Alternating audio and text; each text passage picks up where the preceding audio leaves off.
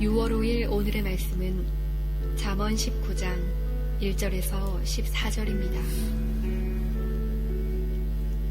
가난하여도 성실하게 행하는 자는 입술이 패역하고 미련한 자보다 나으니라. 지식 없는 소원은 선하지 못하고 발이 급한 사람은 잘못 가느니라. 사람이 미련함으로 자기 길을 굽게 하고 마음으로 여호와를 원망하느니라. 재물은 많은 친구를 더하게 하나 가난한즉 친구가 끊어지느니라. 거짓 증인은 벌을 면하지 못할 것이요 거짓말을 하는 자도 비하지 못하리라. 너그러운 사람에게는 은혜를 구하는 자가 많고 선물 주기를 좋아하는 자에게는 사람마다 친구가 되느니라. 가난한 자는 그의 형제들에게도 미움을 받거든 하물며 친구야 그를 멀리하지 아니하겠느냐. 따라가며 말하려 할지라도 그들이 없어졌으리라. 지혜를 얻는 자는 자기 영혼을 사랑하고 명철을 지키는 자는 복을 얻느니라. 거짓 증인은 벌을 면하지 못할 것이요 거짓말을 뱉는 자는 망할 것이니라. 미련한 자가 사치하는 것이 적당하지 못하거든 하물며 종이 방백을 다스림이랴. 노하기를 더디하는 것이 사람의 슬기요 허물을 용서하는 것이 자기의 영광이니라.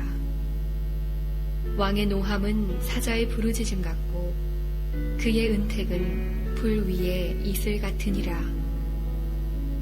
미련한 아들은 그의 아비의 재앙이요 다투는 아내는 이어 떨어지는 물방울이니라. 집과 재물은 조상에게서 상속하거니와 슬기로운 아내는 여호와께로서 말미암느니라. 아멘. 요즘 신조 가운데 영어 단어 보다라는 말에서 파생된 루키즘이라는 말이 있습니다. 이 말의 뜻은 외모로 사람을 판단하는 외모지상주의를 가리켜 하는 말이라고 합니다. 이 말처럼 사람은 보는 것으로 판단하고 보이는 것을 중심으로 살아갑니다. 그래서 이 시대에 많은 사람들은 외형적으로 보이는 것들을 중심으로 살아가기 때문에 보이지 않는 것을 우리는 귀하게 여기지 않는 경향이 있습니다. 또한 외형적으로 보이는 것으로 우리의 판단의 기준을 삼기도 합니다. 그러나 성경을 읽다 보면 하나님의 판단 기준과 우리의 판단 기준은 분명히 다르다는 것을 우리는 알 수 있습니다. 하나님의 판단 기준은 부와 명예에 있지 않고 우리의 기준과 달리 언제나 사람 중심이 어떠하느냐에 그 기준이 있다는 것을 성경은 곳곳에서 기록하고 우리에게 말씀하여 주고 있습니다. 그렇기 때문에 오늘 본문의 말씀에서도 하나님은 비록 가난하다 할지라도 하나님과 사람 앞에 정직하게 행하는 자는 불의한 부자보다 더 낮게 여기신다라고 말씀하고, 또한 정당하지도 그리고 합리적이지도 않는데 자기의 욕망만 따라 그 욕망을 채우려고 하는 이기심은 결코 선한 결과를 낳을 수 없다라고 우리에게 말씀하여 줍니다. 그런데 우리는 이 사실을 모르기 때문이 아니라 잘 알고 있지만 현실 속에서 일어나는 수많은 일들로 인하여 우리는 또 갈등하고 힘들어하게 되어집니다. 사실 이 문제는 우리에게 결코 쉬운 일이 아닙니다. 특히나 어려운 상황이 계속되어질 때 우리는 갈등하게 되고 그 갈등 속에서 정직히 행하지 않아도 세상으로 형통한 모습을 볼 때에 우리의 믿음의 기준이 흔들리고 우리의 마음이 흔들리고 갈등하게 되어집니다. 이런 우리에게 잠언 24장 1절 말씀에서는 이렇게 말씀합니다. 악인의 형통함을 부러워하지 말며 그와 함께 있으려고도 하지 말라라고 말씀합니다. 이 말씀을 쉬운 성경에서는 악인들을 부러워하지 말고 그들의 친구가 될 생각도 하지 말라라고 우리에게 단호하게 권고하고 있습니다. 이 말씀을 보면서 예전에 유행했던 말이 생각납니다. 부러우면 지는 것이다 라는 말입니다. 정말로 악인의 형통함과 불의한 재물을 우리가 부러워하면 우리는 세상과 세상의 악에, 죄에 지는 것 같습니다. 그런데 우리는 악인의 형통이 정직히 행하지 않고 성실하게 행하지 않는 자의 형통이 분명 잘못된 것임을 알면서도 부러워하게 되고 그 유혹에 넘어가는 이유가 무엇 때문일까요? 어떤 사람이 현대인들의 특징을 가리켜서 늘 부족함을 느끼며 살아가는 세대, 늘 부족함을 느끼는 시대라고 말한 기사의 내용을 본 적이 있습니다. 소유한 사람은 소유한 사람대로 부족함을 느끼고 소유하지 못한 사람은 소유하지 못한 대로 부족함을 느끼며 살아가고 있다라는 현실입니다. 실제로 우리 자신만 보더라도 늘 부족하다고 생각하고 늘 부족한 것을 더 많이 말하고 살아가고 있는 모습을 발견하게 되어집니다. 이렇게 늘 부족한 것을 생각하다 보니까 우리 안에 일어나는 자연스러운 것은 불안과 염려와 초조뿐입니다. 그런데 바울은 빌립보서 4장 11절 이하에서 우리에게 이렇게 말합니다.